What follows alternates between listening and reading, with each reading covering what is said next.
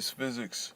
Today's topic is Anthony Joshua taking on Vladimir Klitschko.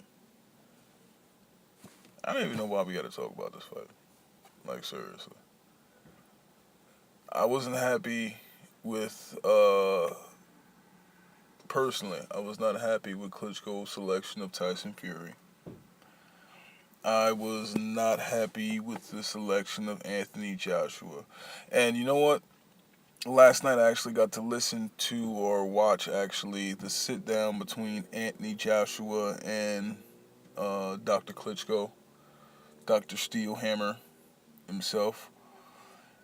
I mean, it was pretty interesting, but once again, you know what? Let me back up and just cover a couple of things that were spoken about by these two individuals.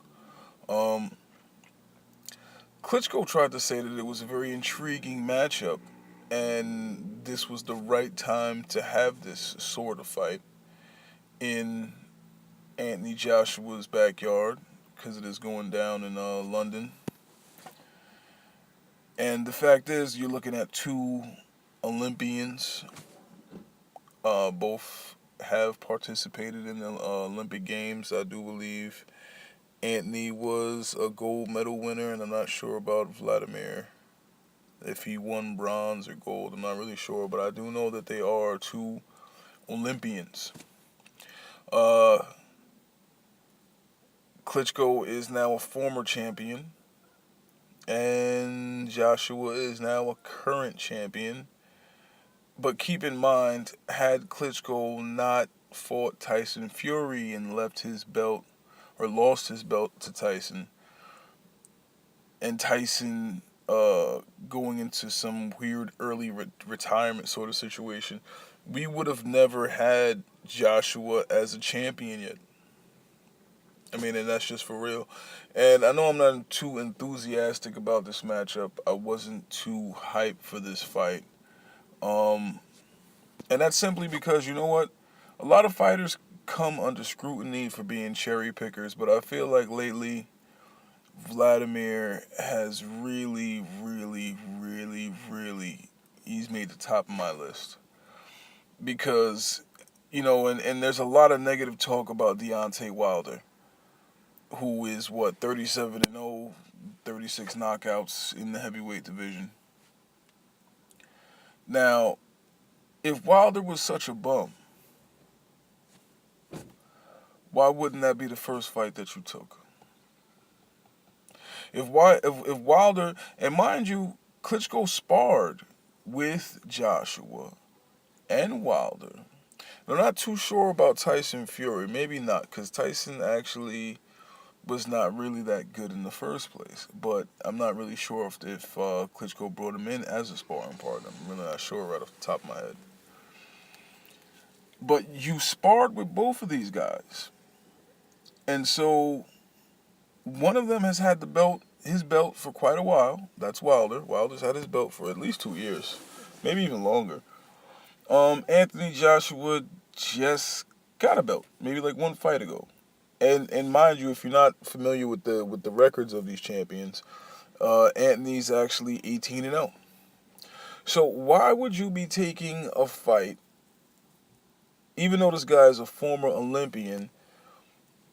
To me, it's almost like you're trying to catch him when he's so young and inexperienced that you're hoping that factors in. And Klitschko actually hit on those points on his sit down with Joshua, and I think it actually might have been Nigel Benn who was doing the interview or the mediary between these two gentlemen, but Klitschko had actually, brought up the fact about speed and age and, the experience level difference. And Klitschko was like, you know what? It's one thing that's going to really hinder Joshua, and that's the anticipation of a big event. Klitschko's been in a lot of big events. Klitschko's been in a lot of situations where he was counted out. How many times is Anthony Joshua? And really, when you look at Anthony and his career and who he's fought, I mean, it's one thing to fight 40 bums, knock them all out. It's another thing to fight 15. It's hard for me to gauge where you are with your skill level.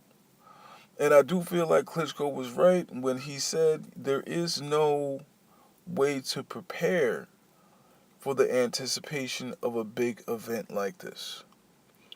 Now, mind you, when this fight actually goes down, I do believe it's going down April 27th. I have to check my notes. But the pressure's definitely on Joshua. I don't, to me, from my perspective, it doesn't seem like there's going to be a lot of pressure for Klitschko. You know, he's no longer a champion.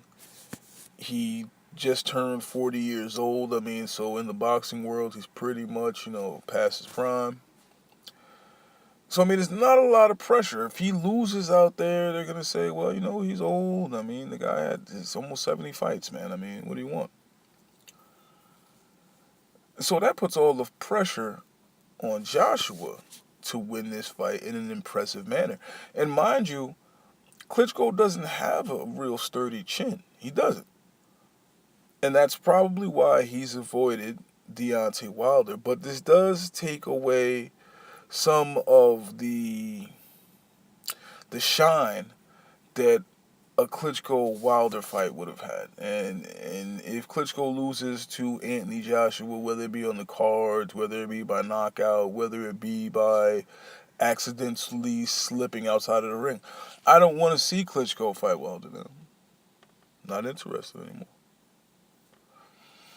But the pressure is definitely on Anthony Joshua. You got a former champion coming to your hometown. They've already sold, 70,000, 80,000 tickets to this event. You're the former Olympian. You're young. You're strong. The pressure's on you. I mean, to me, this is a 50-50 fight, and I'm only saying it's a 50-50 fight because I don't know enough about Joshua. And I don't mean that I don't know him personally. I don't know what his wife is doing, or if he has kids, what's his puppy doing. I'm talking about how he reacts in different situations. His competition level has been less than subpar. Like, I don't know what's less or worse than a cab driver or a tomato can. Like, I don't even know what you would call the level of fighters that he was fighting. But he hasn't been able to fight at even a medium level competition where I can gauge him and say, okay, you know what? He does this good, he does that right. He moves his head, he does this, he does that. A lot of these fights, he didn't have to move his head. And I've heard people say that, like, oh, well, he doesn't move his head. So, well, he didn't have to move his head. He hit the guy with a jab, the guy covered up, he hit him with a right hand, the guy got knocked out. It doesn't take a lot of skill to do that. I mean, so to me, in my eyes, my opinion, this is a 50-50 fight. I might watch it, I might not. That's a 50-50 too. Not really interested in this matchup whatsoever. But it's all good, man. It's boxing. We like to still talk about it, even if we don't want to watch the fight. All right, it's the Mighty Mean Joe Frazier. One.